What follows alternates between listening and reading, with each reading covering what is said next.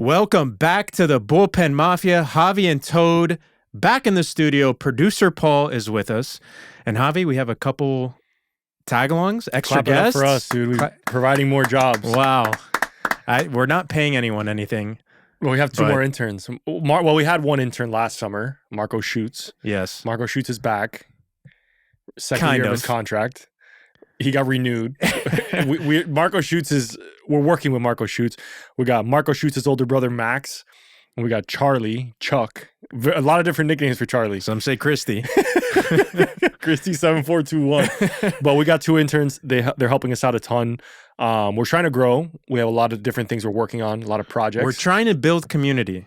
Exactly right. And that is on the top of our minds. Our biggest project coming up, a big announcement. We announced it earlier this week, I think on Tuesday, and now it's Thursday. This episode's coming out on Monday. Tell the people what's happening, Javi. Saturday, July 19th, it is the first in-person Mafia Meetup. Marlins, Royals, 410 at loanDepot Park. We have a section for ourselves. Conveniently next to the Royals bullpen. So we're going to be really good friends with the Royals bullpen. I guarantee you the Royals have no idea that the bullpen Mafia is coming. They probably thought this section of the stadium. Well, first off, they thought going to a weekend in Miami, the Royals come here every other year. Every other year, yeah.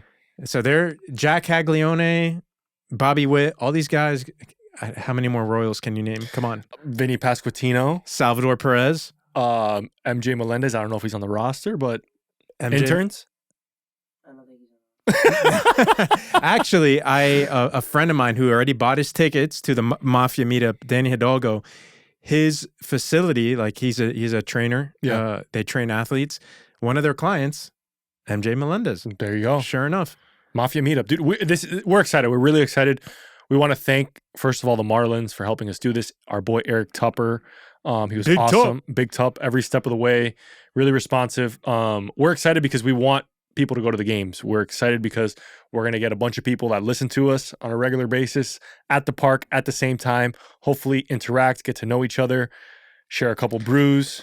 Yeah, I think to reiterate that, when we first started this a little over a year ago now, or well over a year ago now, a year and a half ago, one of our goals was to build community. That baseball fans in Miami there's many of us, but it's sporadic. There's no ability for people to congregate, to talk about baseball. And that's just kind of how this started. We love baseball. We like yapping about baseball. So the natural next step was to have an in-person event with all these other people who are just like us and have an opportunity to hang out, talk about the Marlins, watch a game, have a couple Bud Heavies. Talk about your favorite Marlins players on this current team, Marlins players of old. And speaking of Marlins players of old, this is my first day meeting Chuck, our new intern, and Javi. You posed a great question to him, or to both of them. Well, let's take one step back. These guys are young. They're way younger than us, right? So Chuck is 16, Max is almost 19. So I asked them, who are your favorite Marlins of all time? Neither of them were born in 2003. So if you asked Toad or I guarantee you it's someone on one of the 03 teams, 03, 04, 05, where it's like a heyday of the Marlins. Who is your favorite Marlin of all time? Mike Lowell. Okay. And D-Train. 1A, 1B. Okay. But if we go back to that list that we made, remember that list we made? Yeah. Of course, with Legends of Dade, who has confirmed he's going to be in attendance at the inaugural Mafia Even if Meetup. you just go shake meet the Legend of Dade. Giancarlo DeVito, guy's got a name. Yeah. But yeah, we asked our interns who are way younger than us, who are your favorite Marlins? And dude, the kid caught me off guard. It's a name I have. When was the last time you heard that name? I had my computer in my hand. I had to look up the last time he played a professional baseball game because it was 3 years ago. But Chuck said JT Riddle, which is, we love deep cuts. That is a deep cut. It's beyond a deep cut. It's like if you're still doing Immaculate Grid and like Marlins infielder, like if like column C was infielder and column X, whatever, is the Marlins logo, and you put in JT Riddle, you're getting a .0001. You're well on your way to an immaculate grid. Was he even in an infielder? Outfielder? No, he was an infielder, right? He was like shortstop, middle infield, kind of did a little bit of everything. I'm getting him confused with, can you name him? The random outfielder, white guy, Justin Ruggiano. That is you way know before who that his, is. No, it's way before his time. No way. That's like, oh wait, look it up. No, look it up. No, they look it up. Yeah, look up. Those guys are look up definitely Justin Ruggiano. on. They had a crossover. Ruggiano and Riddle were on the same Marlins. What year did Ruggiano play? For the Marlins, 2012 to 2013. 2012 to 2013. No, because this guy, JT Riddle's my age. He's 33. Our age. Our age. Thanks. Yeah. So yeah, he said JT Riddle. The reason why he said JT Riddle was even funnier than saying JT Riddle. He said it was because his song, his walkout song, "Dirt on My Boots." well, you remember Mike Lowe's walk-up song? Yeah, I do. DMX. Yeah.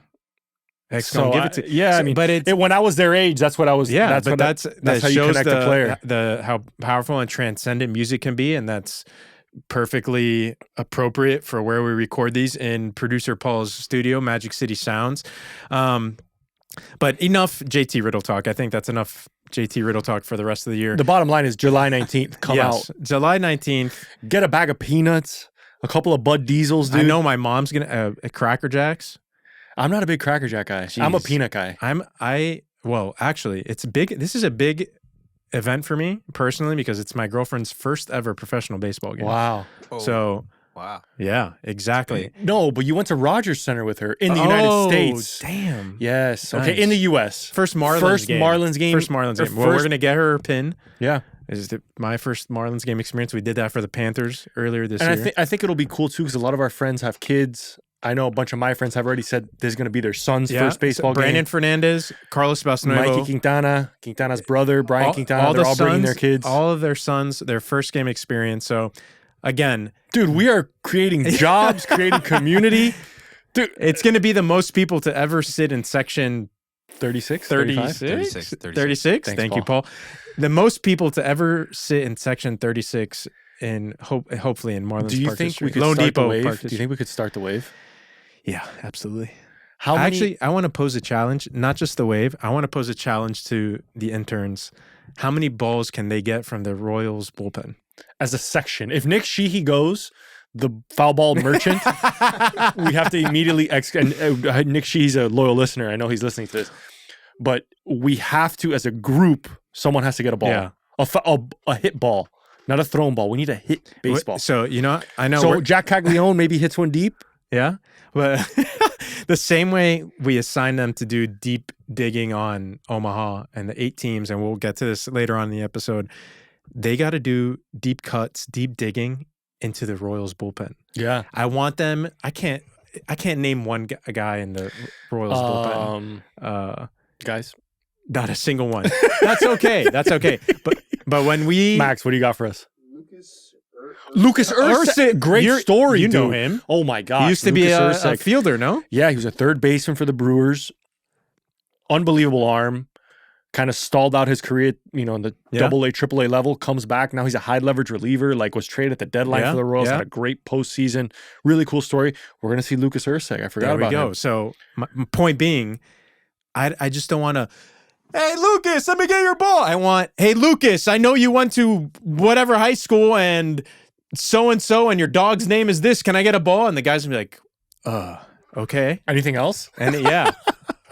Tell me more about myself. So yeah, we're pumped. All of the links are on social media. It's on our Instagram page. Go and check it out.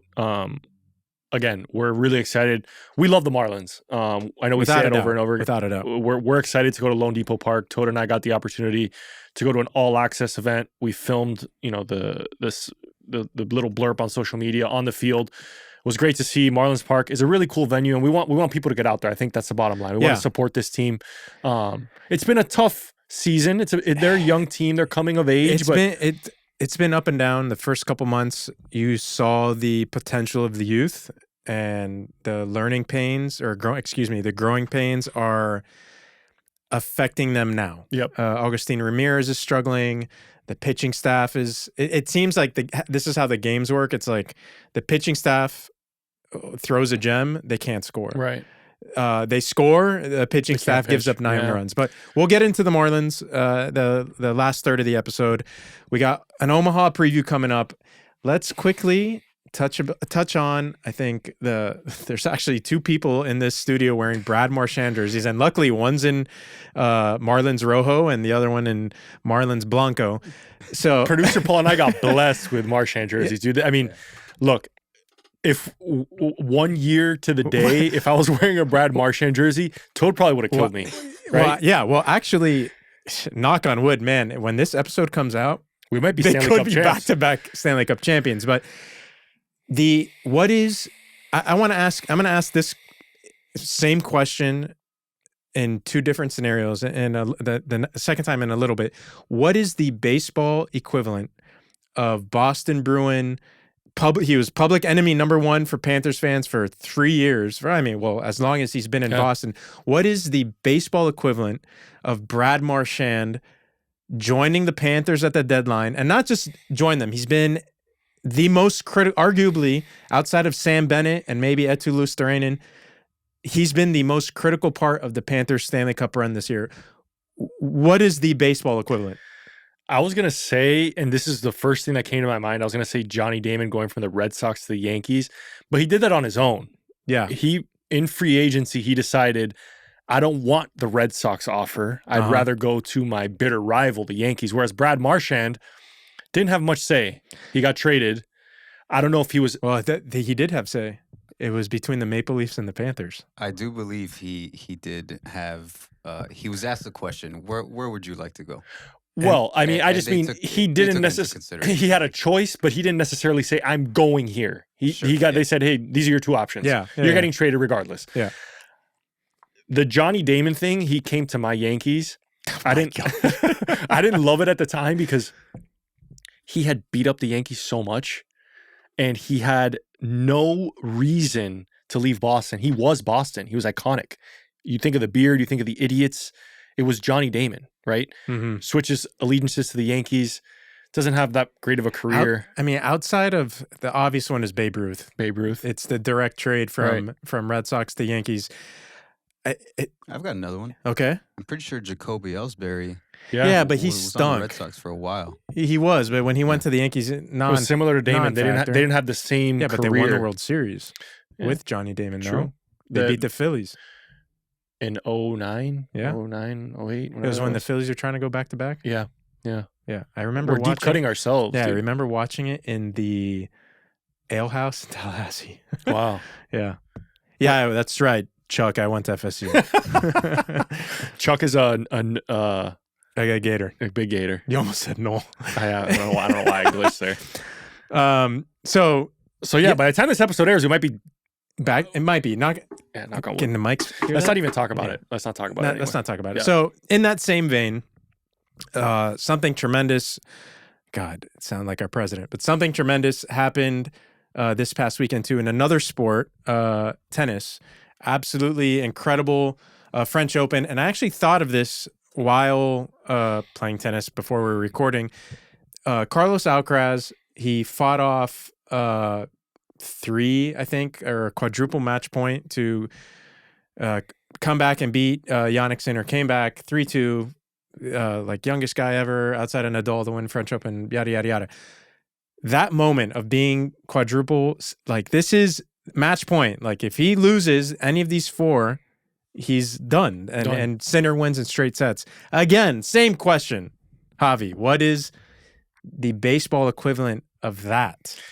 I mean, Red Sox, Yankees again, down 3-0. Okay. Because, in terms of... Enough with the Yankees. But I'll let you finish and I'll do mine. But I'm saying the Red Sox vanquished...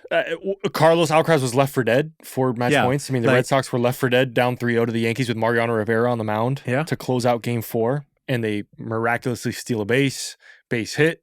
Game goes into extra innings. Red Sox win, and the rest is sort of history. There's an iconic moment of Kevin Millar saying, "Don't let us get one." Don't let us get one to Dan Shaughnessy before the game. They get 1, they get 2, they get 3, and then they blow out the Yankees in Game 7 at Yankee Stadium. So, in my childhood, and by the way, the Netflix show is unbelievable on that team. In my childhood, that was sort of like the linchpin moment for like these comebacks are a real thing. Like they exist and they do happen, because you see the stats of, when teams are down 3-0 or teams are down 3-1, it's like, don't be the team that they come back on. The Yankees were that team. Yeah. You're forgetting one. Who am I forgetting? Go ahead. Steve Bartman. Oof. Our own Florida Marlins. Yes. Down 3-1. Down 3-1 in the series. Was that the 7th inning, 8th inning? It was late in the game. Late in the game. I think Luis Castillo was up to bat. He kept fouling off. Mark Pryor was pitching. Not sure. Or Kerry Wood. No, because Kerry Wood pitched Game 7 at Wrigley, and he also hit a home run in that game. Wow. So, yeah. Toad. Look at me go. Your brain is on optimum mode. Some say it's a problem. Yeah. I say it's a gift. So I immediately thought of the Marlins being down 3-1 in that series. The Bartman moment happens, and the rest is history.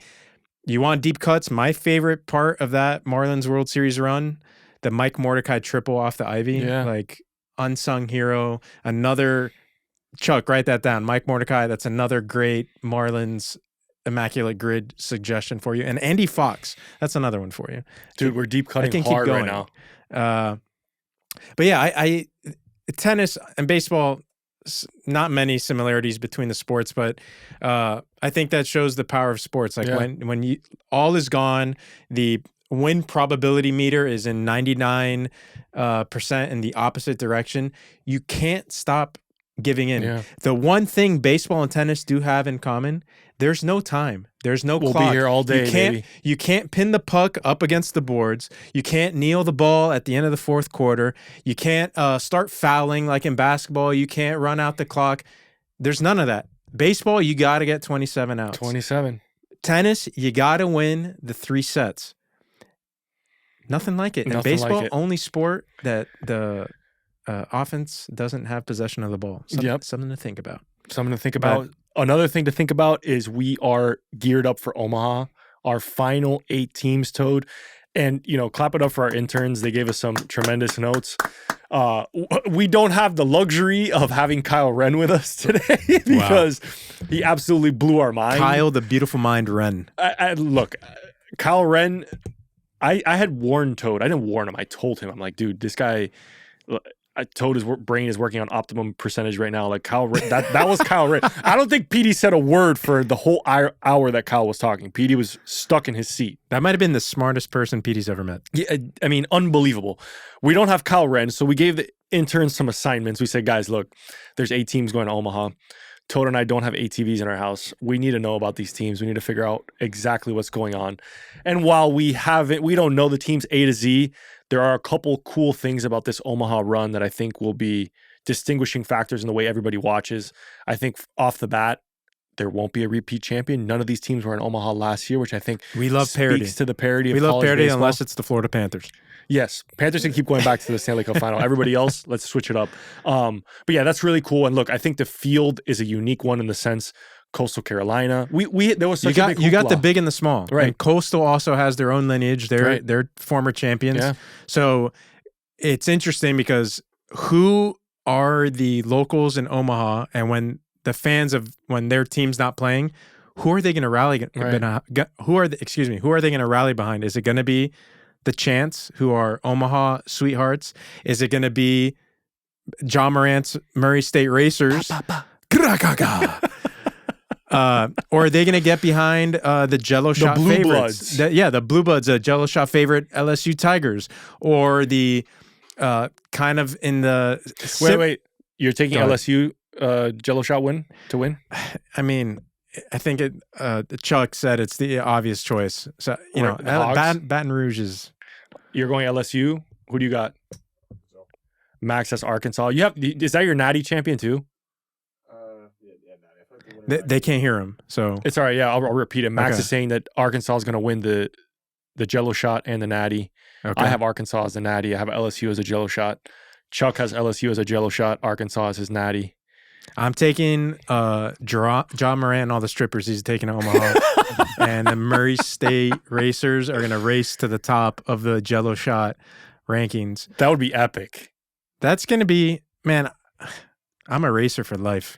Dude, it's a great story. And I don't think college baseball is so great for stories like this because they have no business. First of Zero. all, winning the Ole Zero. Miss regional. Murray State is the type of team that UM, FSU, the Gators, any of the Blue Bloods, they schedule in a midweek Yeah. game or an early 4-game series, Yeah. like a get-right series. Right. They're not even the best team in the Sun Belt or whatever conference they're from. No. They won their conference tournament, and they go to Ole Miss. They beat the crap out of Ole Miss. It was not like they left any doubt in that regional. Then they go to Duke. They lose game 1 to Duke. And just so we're clear, if the Yankees are your team, Duke is also your team. Don't say that. Yeah. No, it's yeah, not. Tough. No, it's not. I did go to Duke, but I do not associate being a Duke fan. I do not identify as a Duke fan. I am not a Duke fan. But they lose the first game. They win game 2, win game 3. A funny moment in game 3 that happened. Murray State thinks they end the game. There's a ground ball double play. They dogpile, and Duke challenged the play. They challenged the out at second base because did they challenge the inevitable? I missed this. So it was a funky play where the Duke has artificial turf, and we'll get into the artificial turf argument at some point here. It's ridiculous that baseball stadiums have them.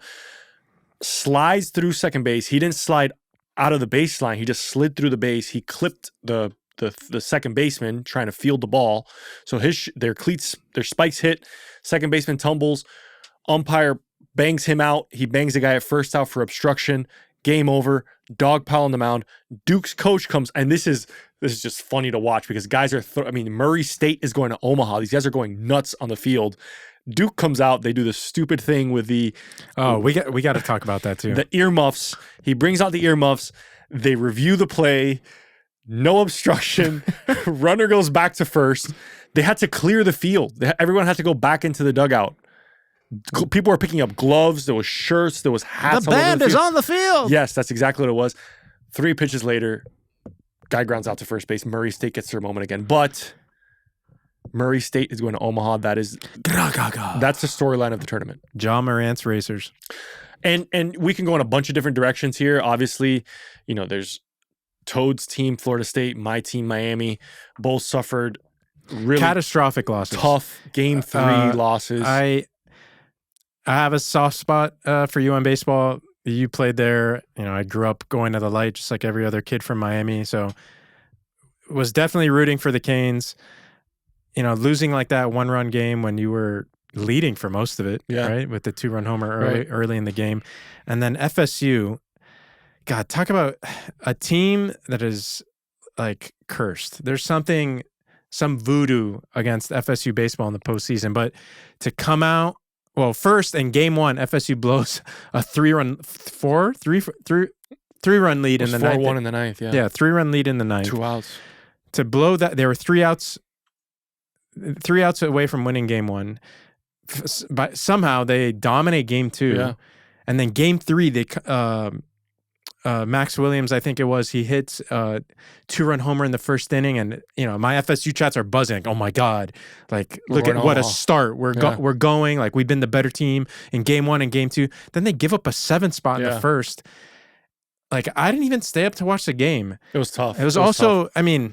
Because then they made a comeback at the end, but it was almost like too little, too late. Because if you score 10 runs in a game, you should win the game. Yeah, that was what my buddy Tim Linefo was saying. Is like, imagine waking up and like you're scrolling on the ESPN app and you see the box score. Yeah. And FSU's the away team, so you're going to see the 10 first, and you're like, holy shit, we won. And you keep scrolling. It's like, oh, they gave up 2 touchdowns. Yeah. It's tough, man. And it's a difficult situation because Florida State was so good, right? Yeah, and they had all the pieces. They had the starting pitching. The one thing that let them down, that you called it. Yeah. So did Kyle Wren. If their bullpen pitches well, they'll win and be in Omaha. Yeah, but Link Jarrett also, for some reason, very hesitant to take out pitchers. Yeah. Even the game 3 starter, Big Wes, who was a absolute demon in the regional. The moments sometimes get to these kids. Yeah. We were talking about it in our own iMessage thread. Dude, this is not like Josh Beckett in Game 6 in Yankee Stadium pitching for you in Corvallis. This is a college kid. Hasn't proven a whole lot. Yeah. He track record. Was not like the Friday or Saturday starter all season. He might have I mean, he pitched well in Tallahassee, but this is not the same situation. When he gave up 3 runs, 4 runs, dude, hit the panic button, yank them, and like hope for the best, like, and just figure it out from there. To leave in your starter, to give up 7 runs and take your offense out of the game and suck out any momentum. Like, if you yank him, the next guy comes in with the bases loaded, and you get a miraculous double play. Ball game. FSU has the offense. FSU has the offense and the swag in the top of the second to be like, all right, well, we got your back, Wes. Let's go get after it. Yeah. It's hard, man. It's a lot of these coaching decisions are so easy to question, right? And to your point, a lot of these starting pitching decisions, when your back's against the wall and there is no next game, tomorrow doesn't really matter, right? If whatever you're saving for the next day doesn't matter. If your guy doesn't have it, there's no sense in keeping him out there. And I think, obviously, like I said, it's much easier to question those decisions now. And but this was pound for pound one of the most talented Florida State teams I've seen in a very long time, right? They're going to have a top 5 overall pick. More talented than last year? A top 5 overall pick in Jamie Arnold, the top shortstop in the country, possibly. Golden Spikes finalist. They might have 2 top 10 picks. Unbelievable talent on that roster. I saw some silly tweet, like someone was trash talking UNC because they choked to Arizona after winning 18-2 in game 1. They lose back-to-back nail biters. They're like, well, can UNC be a blue blood if they've never won a natty? It's like, so FSU, who's been to Omaha almost 30 times, they're not a blue blood because it's hard, they man. Look, haven't won a natty. If these weekends prove anything, it shows you how difficult it is. Yeah, you got to get those 27 outs, man. There's easy. No way around it. And FSU, God bless their hearts, and Link Jarrett, I confidently believe that Link Jarrett is the guy to lead FSU to their first natty. But man, just finding unique ways to lose. Last year in Omaha, it was the bullshit not check swing that triggered LSU's rally. It's just like, it's tough, man. Baseball's hard. Baseball's hard. Shout out to our guys at UM though, because we had JD Arteaga on, we had Brian Walters on, both a tremendous season for Miami, obviously kind of left for dead, and to resurrect that season, playing a super and be a couple plays away from being in Omaha was unbelievable. A huge credit to JD, and locally a lot of people wanted him out. And I love a good stick it to you story. JD and his team, his staff rallied around him. The guys in the post-game conference after losing in heartbreaking fashion at Louisville, they're all praising JD. He's the one who led us here, giving all the credit to their head coach. Giant middle finger to everyone who doubted the Canes. People who were, I'm not going to name names, people we know who were actively rooting against them for God knows what reason. Like, sometimes I don't like, when Willie Taggart was the head coach at FSU, God, like that guy. Awful. But I'm not rooting for the kids to lose. No, man. Like that's whack. It just goes to show you too that you get into these tournaments, you don't really know what's going to happen. You know what I mean? Like Miami goes on a run that we can call it historic because no one expected it.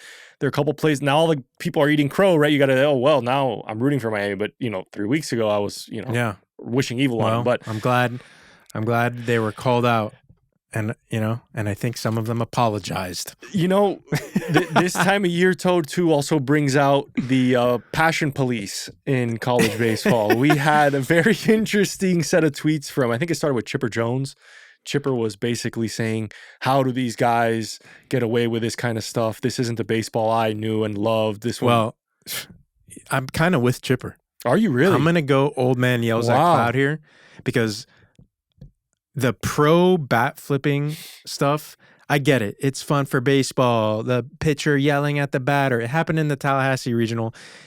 It happened the most recent Sunday night baseball game. Jazz Chisholm jawing at the Kansas City Royals third baseman, who I should learn his. Michael Garcia. There we go. We know for another tags, Royal. Right? With the tags. He's mad about the tags. Like Jazz, he's doing his job. Like, what is your problem? But whatever. That's the specific instance. But my point is, dude, the chirping in baseball, the bat flipping, all this stuff, can we take it easy? Can we rein it in a little. Like the Tallahassee Regional, it was impossible to watch the end of any half inning without an FSU pitcher or keep the cameras rolling, baby. You never know what's going to happen, Mississippi State guy turn like, sit the F down, go to your dugout. Like, dude, like what happened to like being a humble badass? Someone like Aaron Judge, the guy hits 60 home runs every freaking year and all of them go 500 feet. Is he jawing at every pitcher that he hits? That'd be kind of bomb? sick though if he did. I mean, look, it's there's a fine line, right? I understand your point, and I think you make a very valid point that when you do it every single time, it loses its steam, right? Because every home run is not the biggest home run. Yes, every strikeout is not the biggest strikeout. And my biggest problem with it, let me keep rolling here, it leaks into youth baseball culture. Yeah.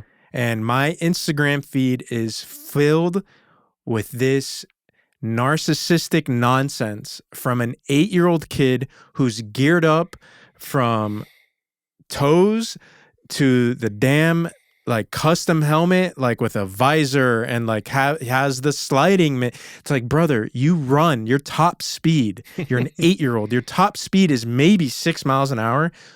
You're not sliding into second base and breaking your non-full grown, malleable, scrawny little fingers. That's the problem with all of this. Like, it's ruining baseball. Baseball is the most humble sport there is. People who fail 70% of the time are all-stars and Hall of Famers. Let's be a little more humble. Yeah, and you know, it's hard because, again, college baseball, there's so much. It feels like these games are so amped up. They're so high strung. They're so close, and the margins are razor thin. I think you get a little bit more in college because there's less games, right? And over the course of a major, over 162, you're probably not going to see a guy fist pumping and yelling at the dugout on a Tuesday night, right? Sure. In a game.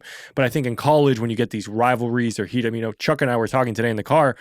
He's talking about the SEC, and he's going to an Ole Miss Florida game, Auburn, like these teams that really play each other a lot. That's high level baseball. There's a lot of talent.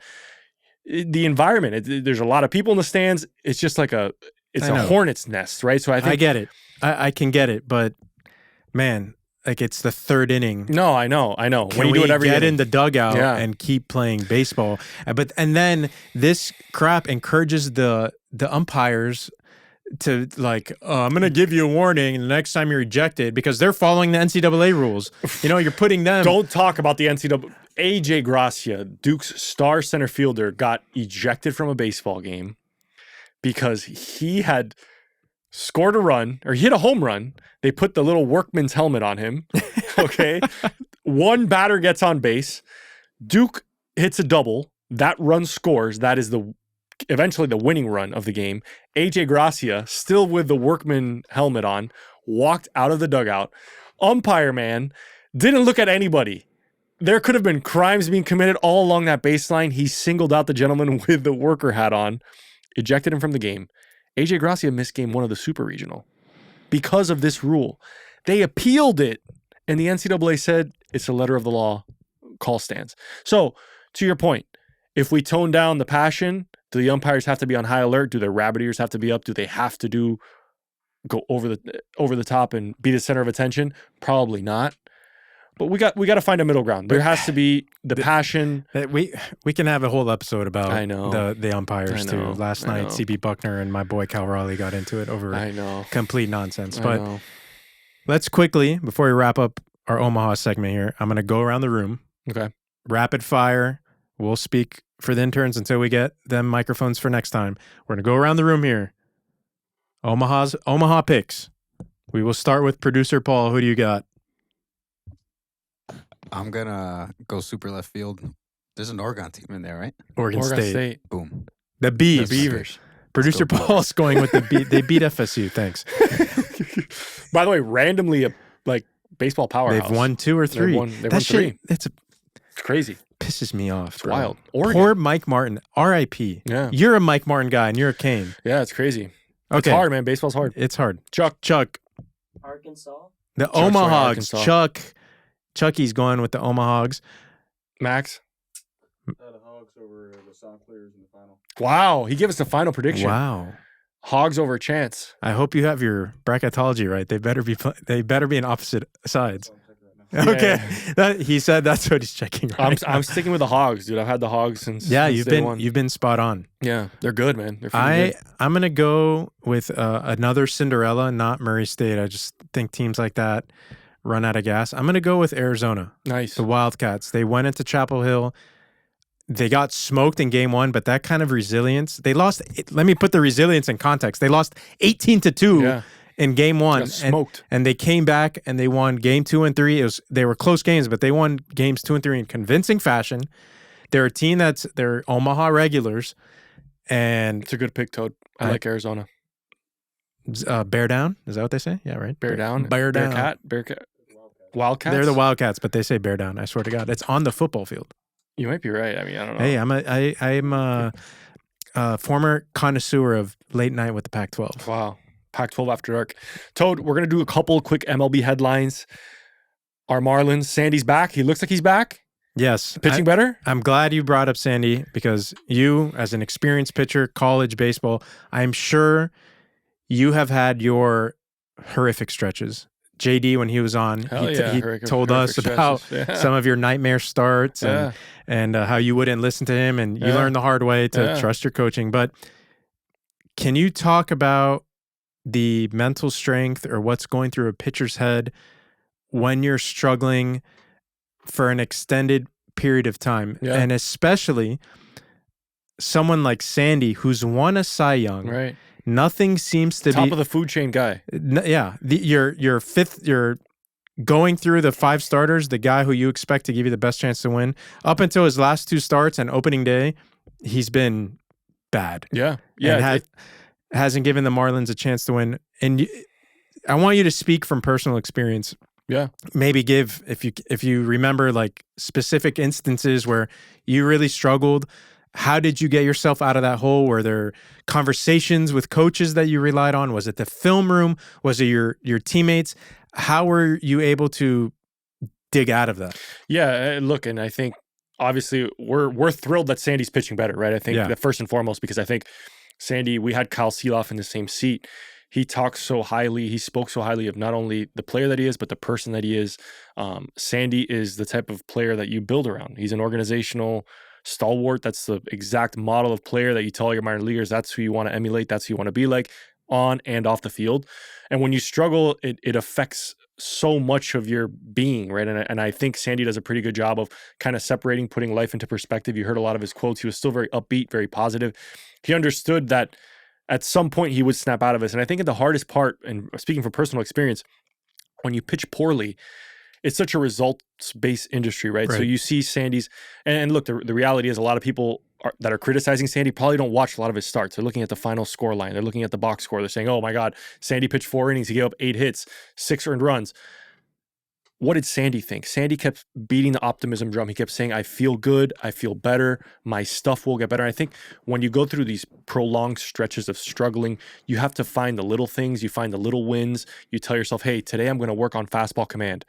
I don't really care about anything else. If my fastball works well, that's a win in my book. Right. My slider may stink. I may still give up 6 runs, but hey, I did something right today. I'm taking steps in the right direction. I think what happens to folks and baseball is a cruel, cruel game. We've talked about this before.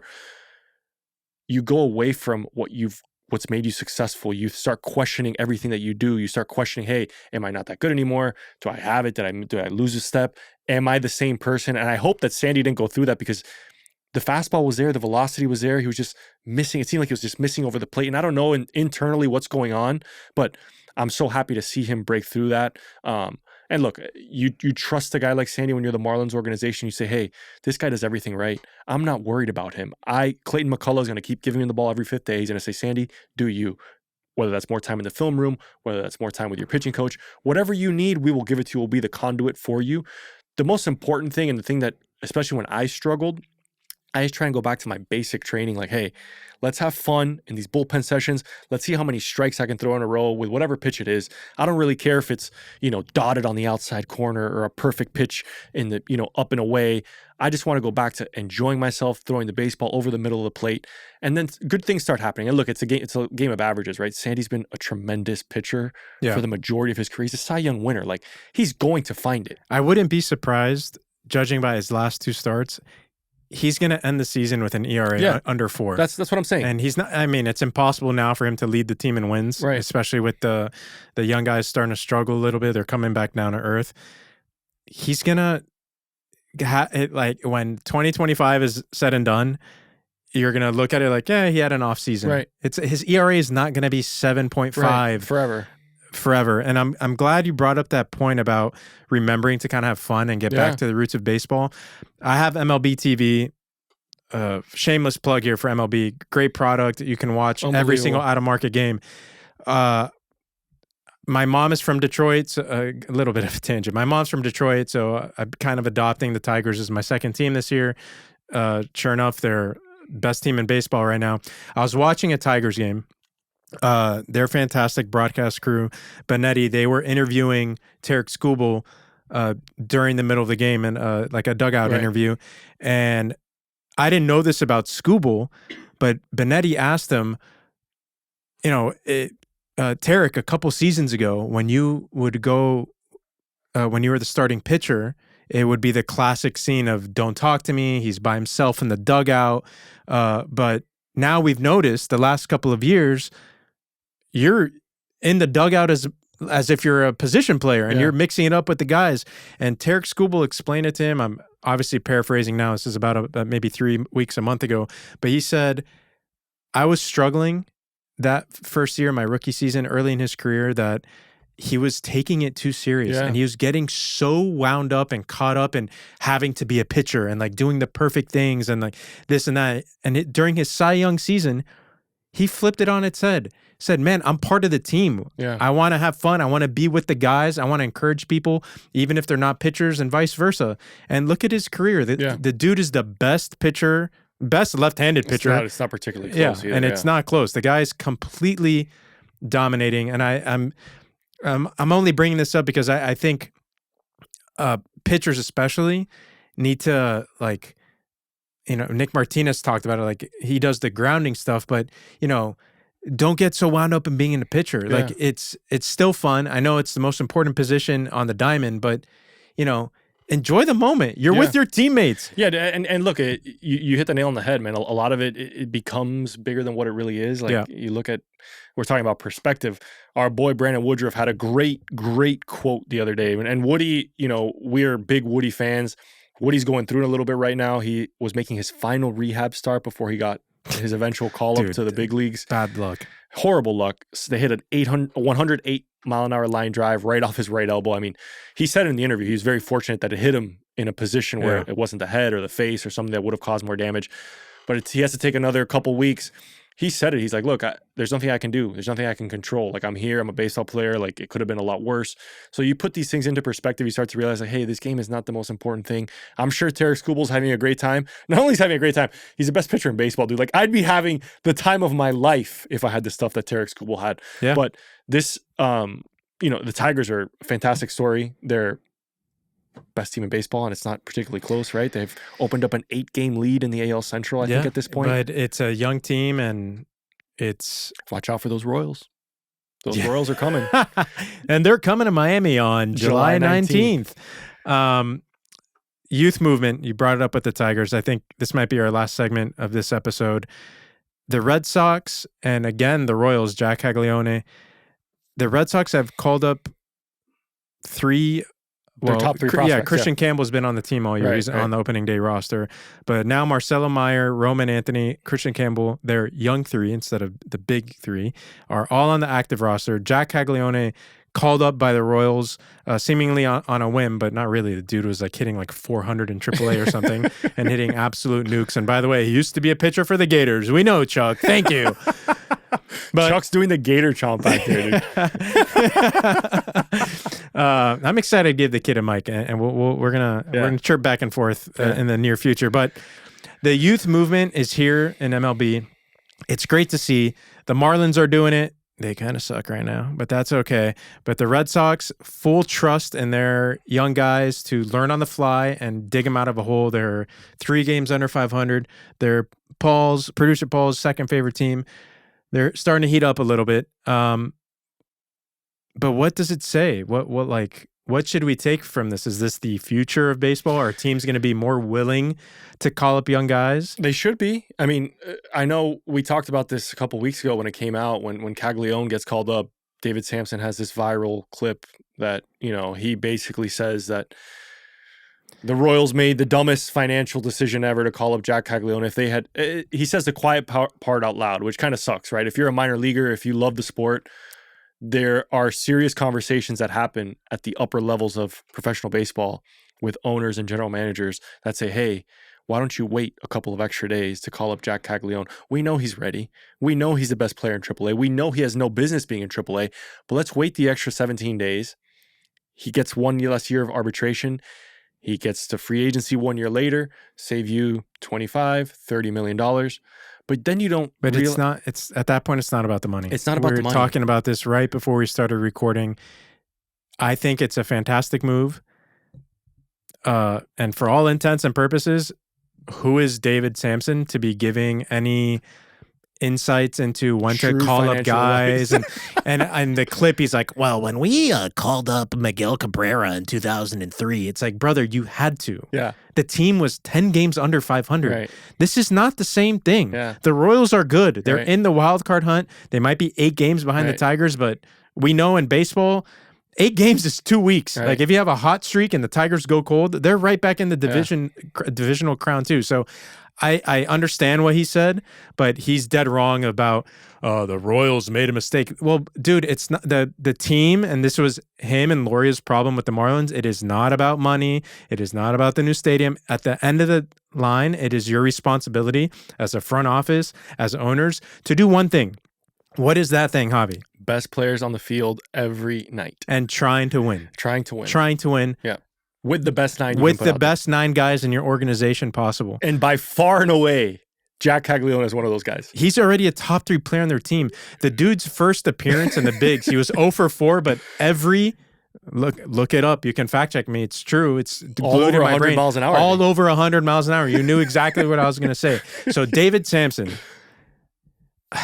don't know how he got a platform.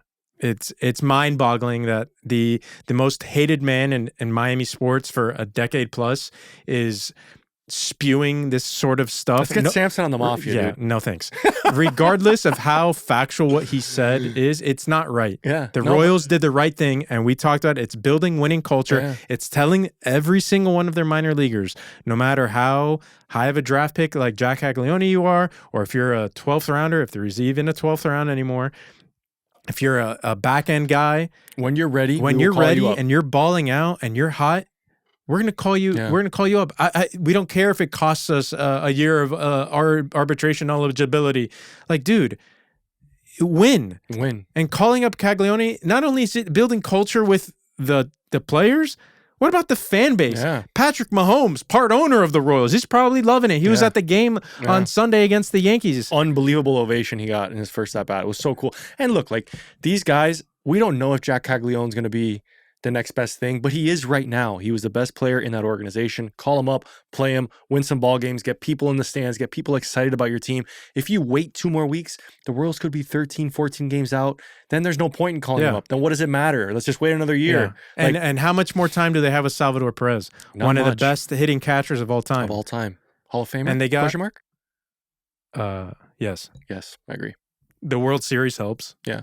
Absolutely. And he's been with one team his whole career. Yeah, we love that. Yeah, we love that. We love that loyalty. Sal Perez, unless it's Brad Marchand coming to the Florida Panthers. Yeah. Royals, Marlins, July 19th. Mafia Meetup, alliteration, Mafia Meetup, July 19th. Meet the interns, bro. Meet the interns. You can get Chuck's autograph. He is a star baseball player for the Belen Jesuit Wolverines. The guy throws heat. Speaking of resiliency from pitchers, the dude, I heard he had an injury.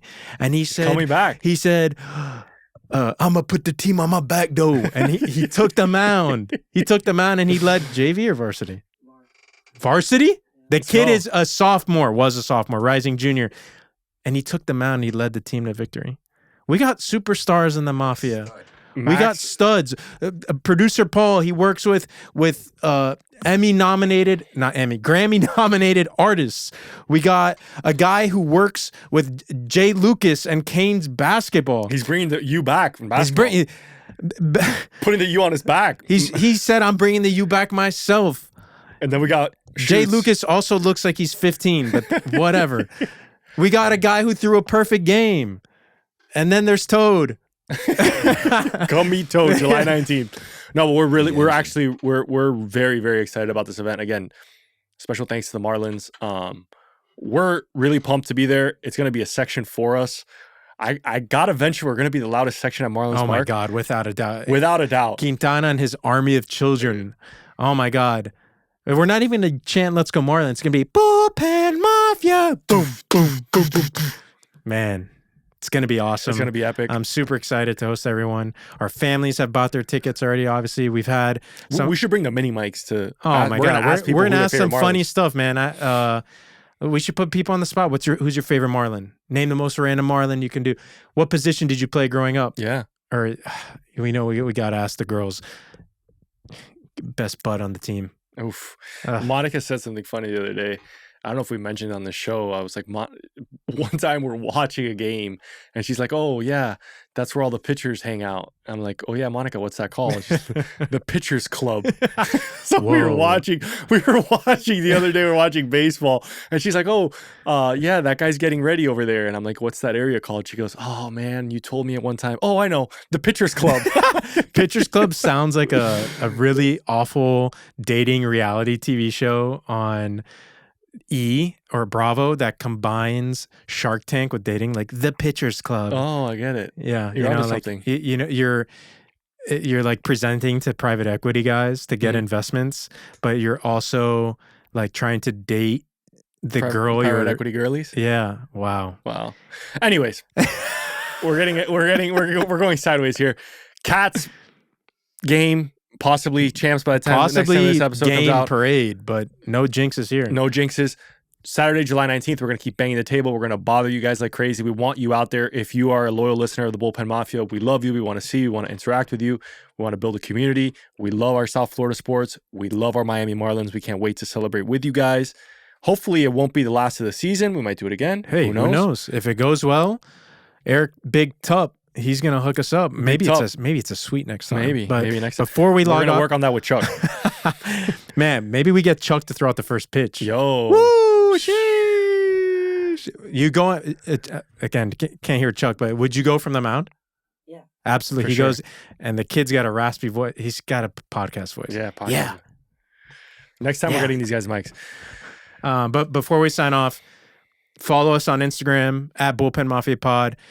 Follow us on Twitter, aka X. Javi's got the Twitter fingers for us on X. Follow us on X at Bullpen Mafia Pod, or actually Bullpen Mafia. Subscribe on YouTube. Like everything. The interns are going to be blowing up our YouTube. We're really trying to grow every platform. So at this point, Google search Bullpen Mafia Podcast, and we're everywhere. Follow, like, subscribe, share it with everybody you know, and we will see everyone on July 19th. Oh my God. July 19th, 4 p.m. Kansas City Royals, loanDepot Park, section 36. Boom. Goodbye, everyone.